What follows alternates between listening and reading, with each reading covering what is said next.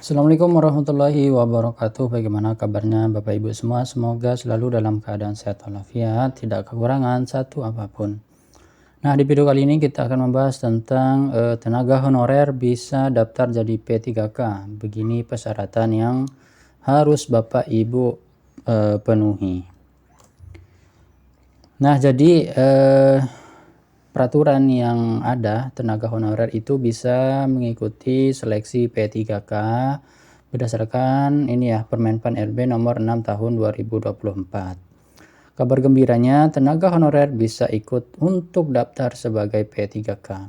Namun, agar lebih maksimal, pelamar harus memenuhi beberapa persyaratan yang telah ditentukan. Ketentuan tersebut telah tertuang dalam Permenpan RB nomor 6 tahun 2024 tentang pengadaan aparatur sipil negara. Nah, jadi ini sudah ada peraturannya yang resmi dari Permenpan RB nomor 6 tahun 2024. Ini peraturan yang terbaru ya Bapak Ibu. Nah, apa saja itu? Yang pertama, peserta harus berusia paling rendah 20 tahun dan paling tinggi 1 tahun sebelum batas usia tertentu pada jabatan yang akan dilamar, sesuai dengan ketentuan peraturan perundang-undangan saat melamar P3K. Jadi paling rendah usia Bapak Ibu itu adalah 20 tahun dan paling tinggi adalah 1 tahun sebelum batas usia Bapak Ibu selesai menjabat atau sebelum pensiun, 1 tahun sebelum pensiun. Kemudian pelamar P3K tidak pernah dipidana dengan pidana penjara atau 2 tahun atau lebih berdasarkan putusan pengadilan yang telah memiliki kekuatan hukum tetap. Jadi ini nanti bisa dibuktikan dengan biasanya sih surat keterangan catatan kepolisian atau SKCK.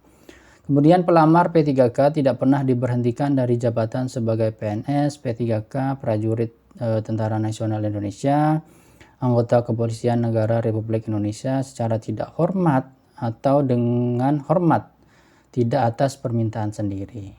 Kemudian pelamar P3K tidak pernah diberhentikan dengan tidak hormat sebagai pegawai swasta. Nah, jadi kalau misalkan Bapak Ibu bekerja di instansi swasta, itu Bapak Ibu tidak pernah diberhentikan dengan tidak hormat.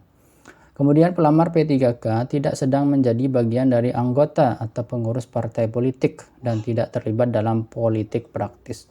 Jadi Bapak Ibu yang saat ini menjabat sebagai anggota ataupun pengurus partai politik dan ingin melamar menjadi P3K, maka Bapak Ibu harus mengajukan surat pengunduran diri atau berhenti menjadi pengurus atau anggota partai politik dan tidak terlibat dalam politik praktis seperti kampanye dan lain-lain. Kemudian pelamar P3K harus memiliki kualifikasi pendidikan yang sesuai berdasarkan persyaratan jabatan. Nah, jadi Bapak Ibu harus memiliki kualifikasi. Kalau misalkan yang diminta adalah D3, sementara Bapak Ibu ijazahnya SMA, tentu Bapak Ibu tidak bisa mendaftar karena itu tidak sesuai dengan kualifikasi yang dibutuhkan. Kemudian pelamar P3K harus memiliki kompetensi yang dibuktikan dengan sertifikasi keahlian tertentu yang masih berlaku dari lembaga profesi berwenang. Kemudian yang ke-8, pelamar P3K harus sehat jasmani dan rohani sesuai dengan persyaratan jabatan yang dilamar.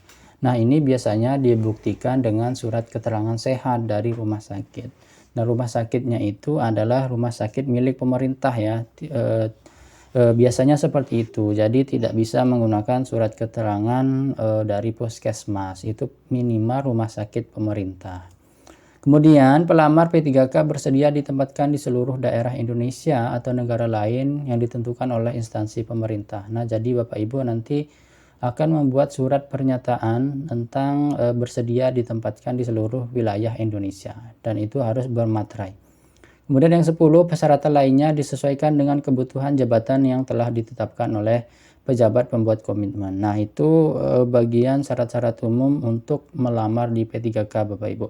Jika satu saja dari sekian persyaratan ini Bapak Ibu tidak penuhi, maka otomatis nanti Bapak Ibu tidak akan lulus di seleksi administrasi. Nah, itu saja video kita pada kesempatan kali ini. Kurang lebihnya saya mohon maaf. Assalamualaikum warahmatullahi wabarakatuh.